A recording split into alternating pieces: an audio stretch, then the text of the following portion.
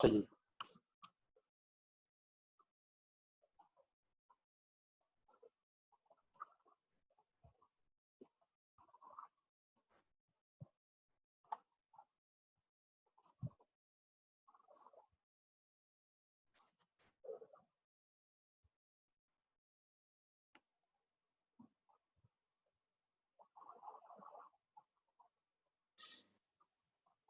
जैसे वचन में बताया उसी प्रकार प्रेम का वरदान हमको प्राप्त करना है। यदि नहीं, परमेश्वर के राज्य में हम नहीं जा पाएंगे।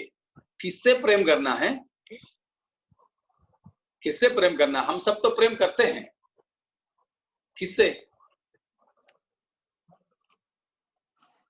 हम सब तो हमसे प्रेम करने वालों से प्रेम करते हैं ना। तो देखिए, इसी में परमेश्वर के वचन में हम लोग पढ़ते हैं।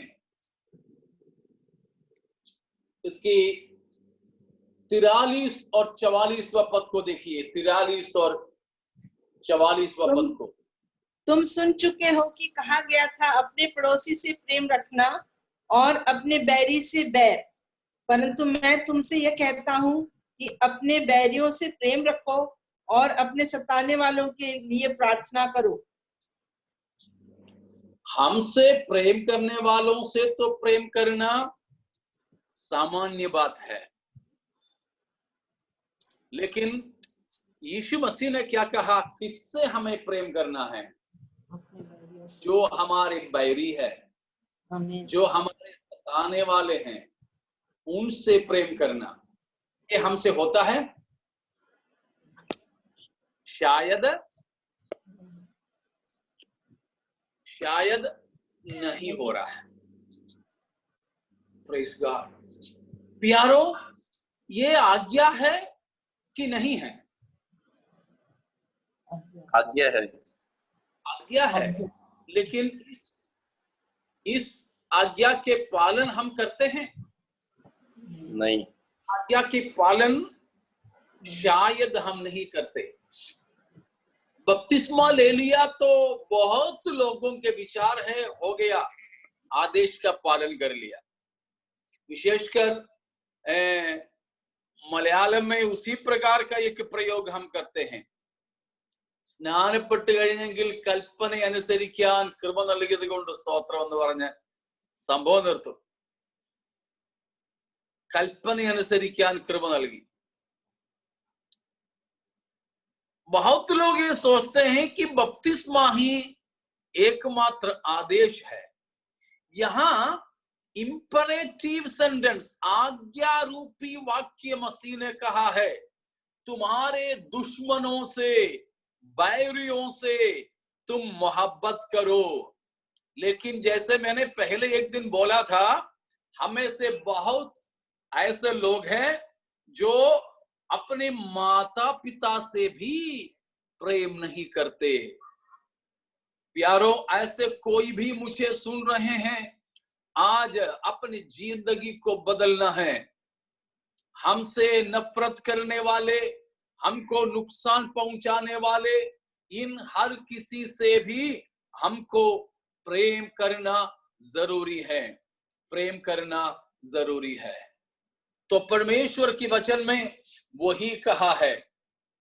देखिए, इसमें दो बात होता है। एक है क्षमा करना, दूसरा है प्रेम करना। देख लीजिए, उसी का छठे अध्याय, 6वां अध्याय का 15वां पद, 1 का 15। और यदि तुम मनुष्यों के अपराध क्षमा ना करोगे तो तुम्हारा पिता भी तुम्हारे अपराध क्षमा ना करेगा।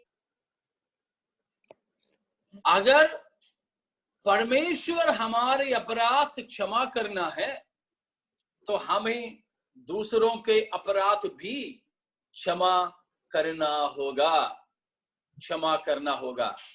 हालेलुया। जैसे प्रभु ने हमसे प्रेम किया, वैसे हम दूसरों से प्रेम करें। जैसे यीशु मसीह में होकर परमेश्वर ने हमें माफ किया, उसी प्रकार हम दूसरों को माफ करने वाले हो जाएं। पिछले बार हमने पढ़ा हुआ एक भाग में और हम चलेंगे कुलुसियों के लिए लिखा गया पत्रिका 3रा अध्याय, कुलुसियों 3रा अध्याय में हम चलेंगे। उसमें पौलुस उस बात को बताते हैं, उसका 13वां पद। और यदि इसलिए परमेश्वर के चुने हुओं के समान जो पवित्र और प्रिय है, बड़ी करुणा और भलाई और दीनता और नम्रता और सहनशीलता धारण करो। और यदि किसी को किसी पर दोष देने का कोई कारण हो तो एक दूसरे की सह लो और एक दूसरे के अपराध क्षमा करो। जैसे प्रभु ने तुम्हारे अपराध क्षमा किए वैसे ही तुम भी करो। देखा, जैसे परमेश्वर ने हमारे अपराध को क्षमा किया वैसे ही हमको भी दूसरों की अपराध को क्षमा करना है।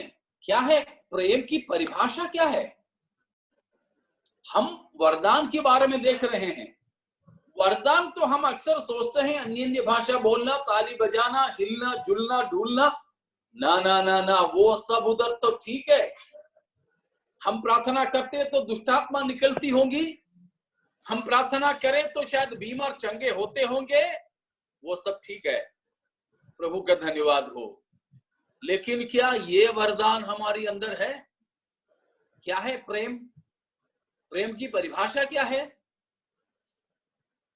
प्रेम की परिभाषा वापस चलिए 13वां अध्याय में, 1 कुरिन्थियों, उसमें हमें प्रेम की परिभाषा मिलता है 4 से लेकर 8वां पद तक। रुक रुक करके हम देखेंगे 4 से लेकर, देखिए, प्रेम धीरजवंत है, दूसरा कृपाल है। आप उसको जरा गिन के देख लेना, गिन लेना, अपने अपने उसमें गिन लेना। प्रेम धीरजवंत है, कृपाल है, दाह नहीं करता, अपनी बढ़ाई नहीं करता, फूलता नहीं। 5 बात हो गई। 5वां पद दिखाइएगा। वह अनरीति नहीं चलता, अपनी भलाई मतलब स्वार्थ नहीं चाहता, झुंझुलाता नहीं, बुरा नहीं मानता। 9 बात हो गई। 6वीं पद, कुकर्म से आनंदित नहीं होता, सत्य से आनंदित होता है। 11 बात हो गई। 12वां बात, वह सब बातें सह लेता है, सब बातों की प्रतीति करता है, मतलब विश्वास करता है, सभी बातों में आशा रखता है। 15वां बात है, सब बातों में धीरज धरता है। और 8वां पद, 16वीं बात है, प्रेम कभी टलता नहीं, बाकी सब कुछ टल जाएगा। देखा, 16 प्रकार की विशेषता। आप बताइए, भले ही हमें ना बताएं, लेकिन खुद को अपने नोटबुक में चाहे पति पत्नी को ना दिखा दें तो चलेगा, लड़ाई हो जाए तो। नहीं होता तो दिखा देना। उसी प्रकार पति पत्नी को, पत्नी पति को, कि हम लोग बोलते हैं ना पति पत्नी और आपस में कि सबसे ज्यादा मैं तुमसे प्यार करता हूं, करती हूं। ये 15-16 प्रकार की बातें हैं। ये 16 विशेषताओं में कितनी बात हमारे प्रेम में है। നാം പറയുന്ന സ്നേഹത്തിനകത്ത് ഈ 16 കാര്യങ്ങളിൽ എത്ര സംഗതികളുണ്ട് ഒന്ന് നോക്കിക്കേ। इन 16 में से कितनी विशेषता हमारी प्रेम के अंदर है। बहुत से परिवारों के अंदर पति जब नहाने जाता है तो पति का मोबाइल फोन लेकर के पत्नी देखती है किस किस का कॉल आया, किस किस को कॉल किया। व्हाट्सएप लेकर के देखती हैं, मन में रखती हैं। अच्छा, पूछेंगे उसके बाद में वो इतना टाइम में, आधा घंटा पहले किससे बात कर रहा था? ये मिलाने के लिए है, जिसका फोन आया है, हमने जो देखा, पति वही बात बोलेगा कि नहीं, उसी का फोन आया था। तो बहुत से परिवारों में प्रतीत करना भी तो नहीं हो रहा है, पति पत्नियों में, पति पत्नियों में आपस में विश्वास करना भी तो नहीं हो रहा है। बहुत से ऐसे पत्नियां भी हैं, पति जब वो बाथरूम जाता है तो पति की जेब से नहीं तो उसकी वॉलेट में से पैसा निकाल देते हैं। इसीलिए कभी कोई बोलते हुए सुनाई दिया कि जब अपने मोदी साहिब ने नोटबंदी ऐलान किया तो सबसे ज्यादा नुकसान पत्नियों को, महिलाओं को हुआ कर, क्योंकि पति के बिना जानकारी की बहुत पैसा थी, ऐसे चुरा चुरा के रखी थी जमा करके, अब फेंक भी नहीं सकते, पति को बोल भी नहीं सकती, और खुद नहीं जानती कि बैंक में जाकर के बदली करूं, जाएंगे तो भी पकड़ में आ जाएंगे। सुनने में आया, क्या मालूम सही है कि नहीं, तो किसी किसी के तो जीवन में जरूर होगा। एक बार की बात है, मैं हमारे एक यूथ कैंप हो रहा था, जवानों के कैंप, कुछ पैसे की कमी आया तो मैंने वहां पर ऐलान किया कि इतना पैसे की कमी है, और हाउसवाइफ्स, पत्नियां भी दे सकती हैं, शायद पतियों से आपने कुछ पैसा निकाल के भी रखी होगी। तो फटाफट से कुछ बहनों ने खड़ी होकर के कुछ पैसा का घोषणा कर दिया। तो बात में परिवार में क्या हुआ मुझे पता नहीं। तो ऐसे भी विश्वास नहीं करते, ईमान नहीं होते, बुरा नहीं मानता। प्रेम की परिभाषा है, हो सके तो आप तस्वीर बनाने वाले, तो लॉकडाउन है, खाली टाइम है, तो आप एक तस्वीर बना लो, नहीं तो एक आर्ट वर्क कुछ कर लो, प्रेम का एक पेड़, वो प्रेम का पेड़ में ये 16 प्रकार की फल आना, ये पूरे 16 बातें नहीं तो हमारी प्रेम नहीं है। आज से हम प्रार्थना करें, प्रभु जी हमको आपके पास आना है, इसीलिए हमें तौफीक दे, अनुग्रह दे, हमारे अंदर प्रेम करने का मन को दे। प्रभु यीशु मसीह ने हमारे लिए नमूना दिखाया, मसीह यीशु के सिर पर कांटों का ताज पहनाए, यीशु मसीह की चेहरे पे लोगों ने थूके, यीशु मसीह की चेहरे की बाल को खींच खींच करके लोगों ने निकाले, यीशु मसीह की कपड़े उतार दिए, यीशु मसीह को विवस्त्र कर दी, यीशु मसीह को झुकाकर बांध के खड़ा कर दिया, कोड़े लगाया। यीशु मसीह के सिर से लेके पांव की तलवे तक कोई ऐसे अंग नहीं जहां से खून नहीं बह रहा हो, और भारी क्रूस मसीह के खांतों पर रखकर उस पहाड़ के ऊपर ले गया जो गुलगोथा या कैलवरी कहलाता है। ये सब कुछ है। कई बार कंधे पर रखे बंधे हुए 30-40 किलो वजनदार लकड़ी के साथ में मुंह के बल सड़कों पर गिर पड़े, काटीले पत्थरीले रास्ते पर उठ नहीं पा रहे थे, क्योंकि वो लकड़ी से हाथ भी बांध के रखे थे, तो भी नहीं उठ पा रहे थे। तो सिपाही लोग मसीह को कोड़े लगा रहे थे, मार रहे थे, स्कॉर्जिंग।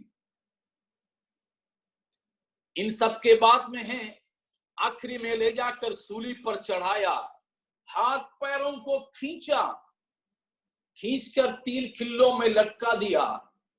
वहीं लटकते लटकते, मैंने जैसे पहले बोला था, भजन संहिता 22 में किया गया भविष्यवाणी के अनुसार, मसीह की खांदे का जोड़, कोयनी का जोड़, यहाँ का जोड़ जो जुदे हुए, जुड़ाई हट गए, जिसकी वजह से वैज्ञानिक लोग कहते हैं कि यीशु मसीह की शरीर 9 इंच लंबा पड़ गया। यहाँ की जोड़, ये 3 जोड़ खींचे जाने के कारण उस प्रकार 9 इंच लंबे होकर लटका हुआ है। है, क्या बोलते हैं, जुड़ाई अलग हो गए। उतने बड़े दर्द में पड़ा मसीह ने भी पिता परमेश्वर से प्रार्थना करके बोला कि हे पिता, इन्हें क्षमा कर, क्योंकि वे नहीं जानते कि वे क्या करते हैं। हम शायद बोलेंगे कि वो यीशु मसीह तो था, मैं थोड़ी यीशु मसीह हूं, मैं तो वर्गीस हूं,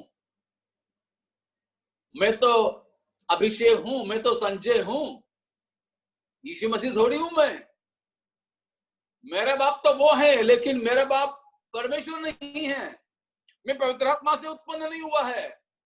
ये सब तो हम बोल करके बचेंगे, बहाना बनाएंगे, लेकिन उसके लिए है प्रेरितों के काम 6 अध्याय में हमारे जैसा एक आदमी है। क्या है उसका नाम? स्टीफनुस।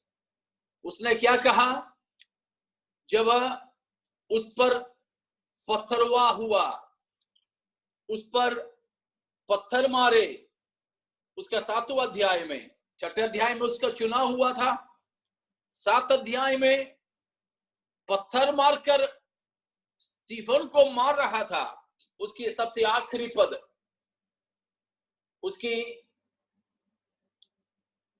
59 और 60वां पद को देखेंगे, 7 का आखिरी 2 पद।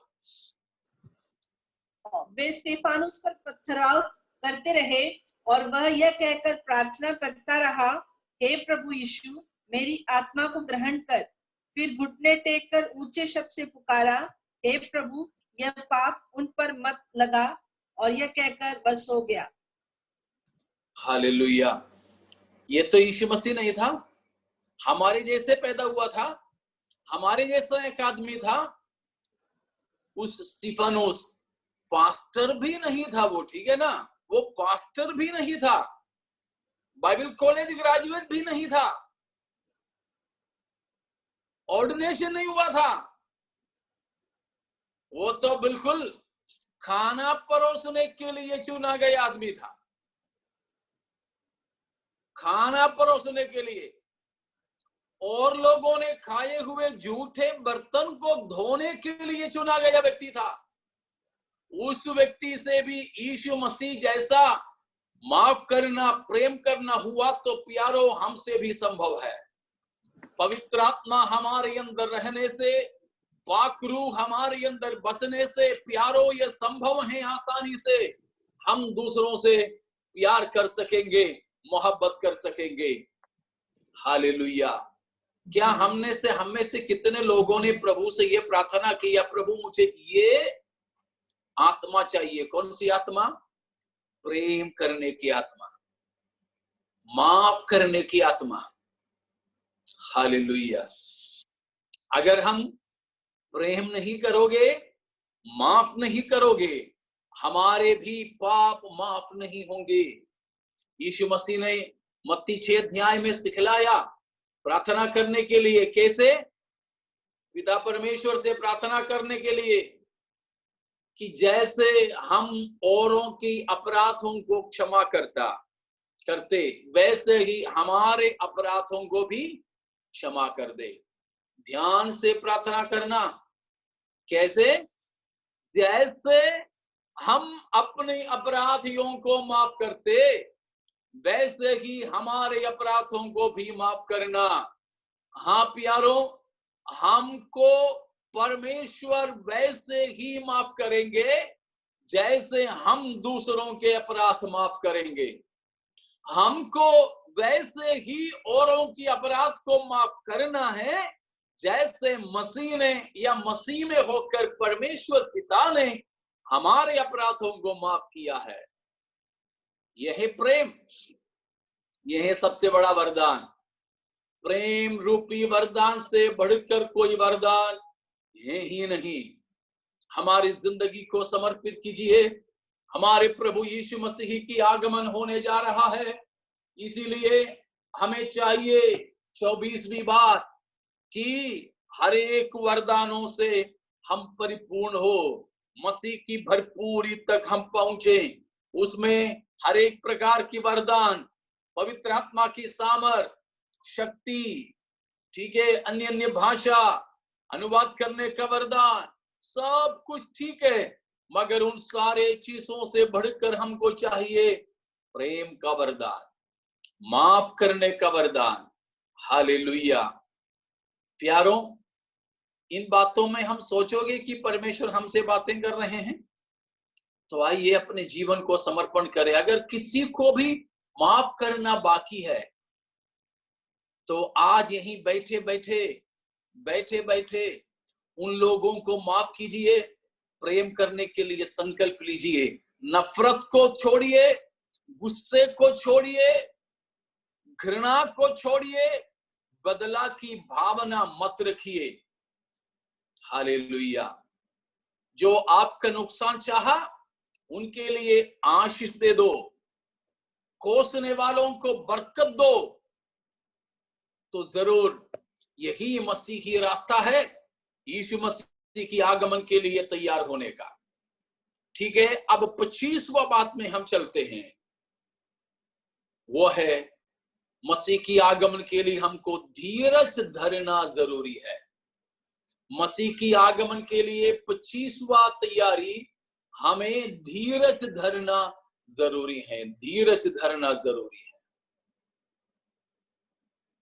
Be patient. We have to have endurance. We have to have perseverance. मसीह की आगमन के लिए धीरज धरें। दूसरा थिस्सलुनीकियों 3:5 दूसरा थिस्सलुनीकियों 3:5।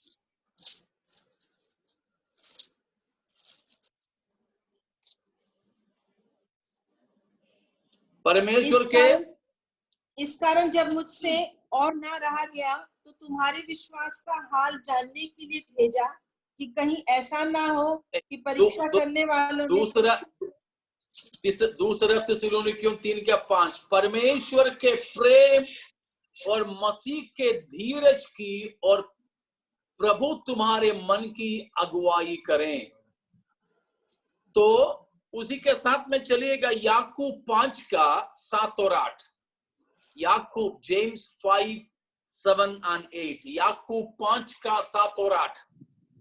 इसलिए है भाइयों, प्रभु के आगमन तक धीरज धरो। देखो, किसान पृथ्वी की बहुमूल्य फसल की आशा रखता हुआ प्रथम और अंतिम वर्षा होने तक धीरज धरता है। तुम भी धीरज धरो और अपने हृदय को दृढ़ करो, क्योंकि प्रभु का आगमन निकट है। प्रभु का शुभागमन, प्रभु की आगमन निकट है। इसीलिए तुम्हें क्या करना है? धीरज धरना है। धीरज धरना है, हड़बड़ी मत करना। एक किसान की धीरज, एक गर्भवती स्त्री, वो जैसे जानती है कि उनकी कोख में एक नया जीवन उदय हुआ है, इंतजार करती है 280 दिन, 285 दिन, कभी वो 290 और 300 भी हो जाते हैं, तो भी वो स्त्री और उसकी पति इंतजार करते रहते हैं उस नन्हे बच्चे की आगमन के लिए। देख नहीं पा रहे हैं, लेकिन वो समझ पा रहे हैं हमारे उस बच्चे का पैदाइश हुआ, वो बढ़ रहा है। किसी दिन नाखून, किसी दिन बाल, किसी दिन नाक, किसी दिन दांत, किसी दिन हड्डी, वो हड्डी, ये हड्डी, बढ़ते जा रहे हैं। किसान ने बीज बोया,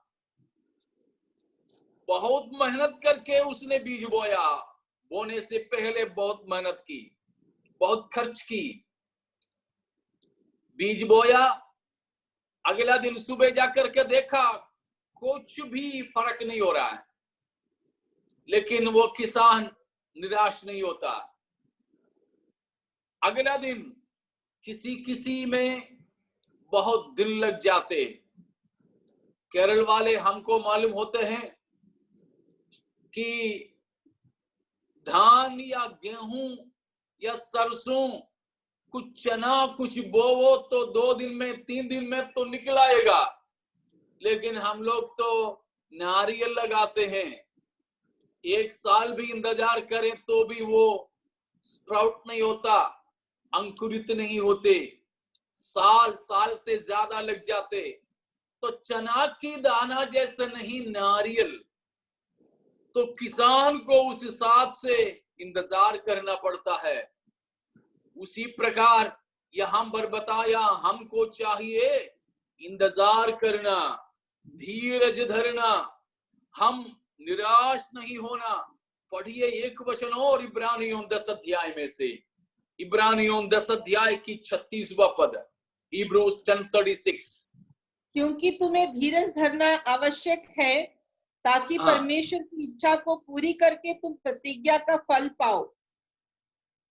प्रतिज्ञा का फल पाने के लिए हमको धीरज धरना जरूरी है, अवश्य है।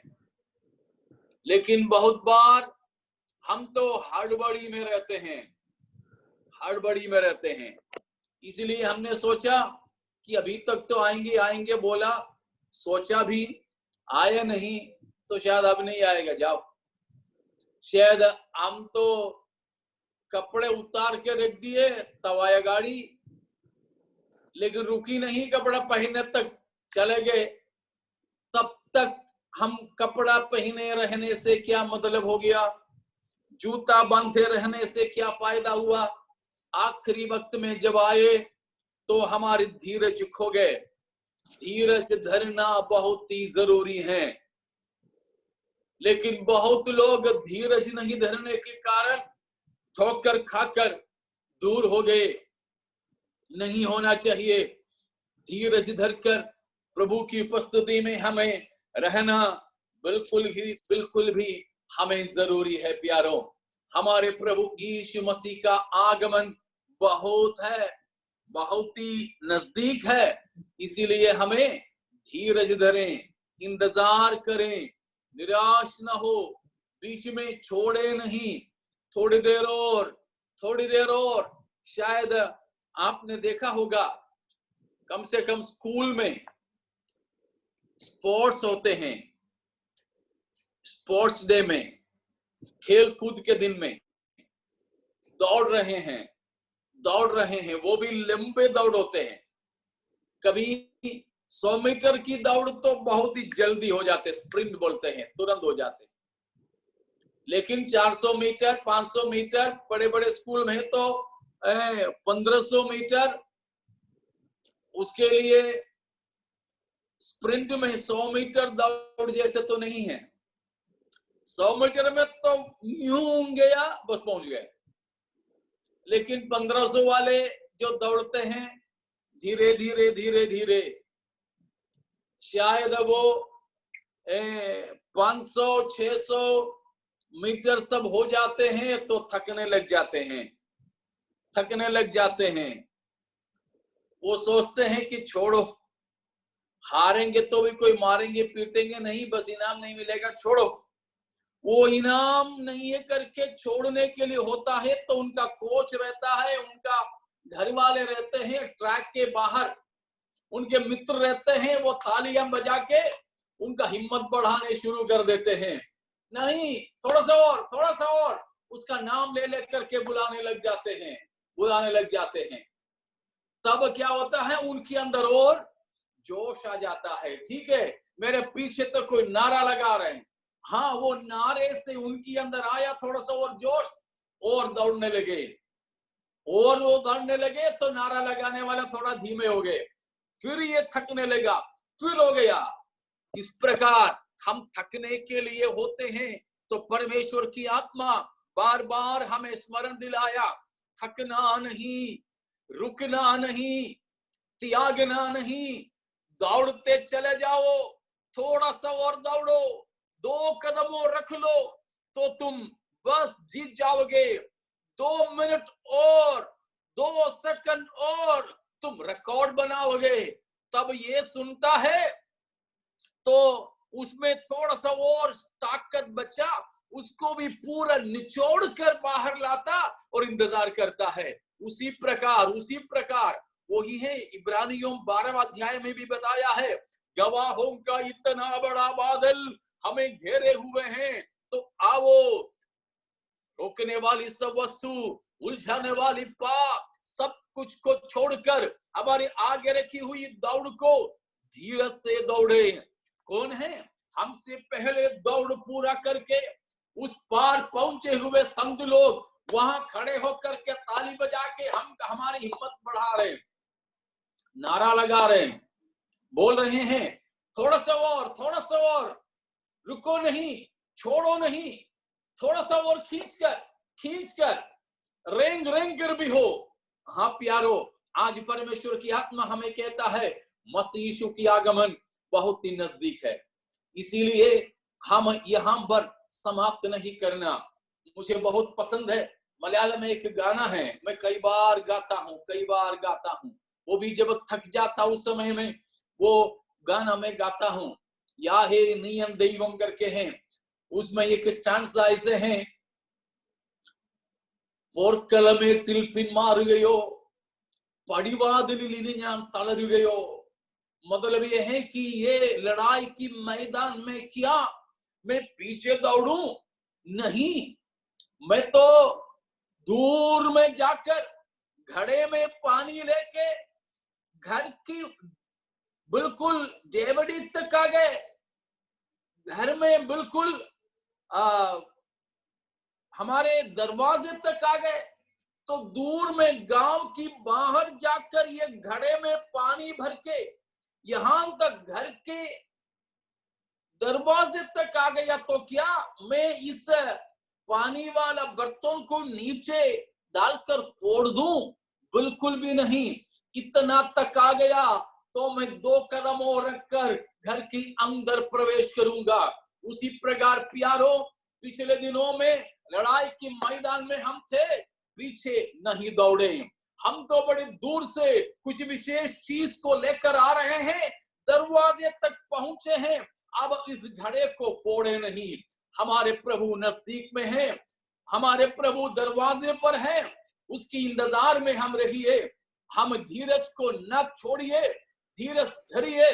प्रभु की आगमन के लिए हम अपने पवित्रता को बनाए रखें, विश्वास को बनाए रखें, धीरज को बनाए रखें, जो चीज को हमने पाया उसको पकड़े रहें। कभी हम लोग मुंबई में लोकल ट्रेन में सफर करते हैं तो अंदर जाने को नहीं मिलता, एक हाथ से किसी उस लोहे में पकड़ करके रहते हैं, तब बस थक जाते हैं, ऐसे लगे मरे तो भी कोई बात नहीं, छोड़ दें, लेकिन मन से होता है नहीं, अगला स्टेशन के लिए थोड़ा सा और दूर है तो ना और पकड़े रहो, गिरे तो भी प्लेटफॉर्म पे गिरने दो, पटरी पर नहीं। हाँ प्यारो, हम उसी प्रकार धीरज धरते हुए आगे जाइए, सेवकाई छोड़ने, विश्वास छोड़ने, मसीह की आगमन की आशा छोड़ने की इरादा करते हुए कोई मुझे सुनते हैं, आज परमेश्वर की आत्मा हमें कहते हैं नहीं, इरादा मत छोड़ो, थोड़ा देर और पकड़े रहिए, थोड़ी देर और पकड़े रहिए, आप तो उन विजेताओं के समान उस पार पहुंच जाओगे, वहां हम इनाम पाओगे, वहां मृत्युंजय मसीह से मुलाकात हो जाएंगे, उसके पास में हम मुकुट पाकर मसीह की महिमा में सहभागी होंगे। उसके लिए प्रभु हम सबके जीवन में मदद करें, इन वचनों के द्वारा परमेश्वर हमें आशीष देने पावे।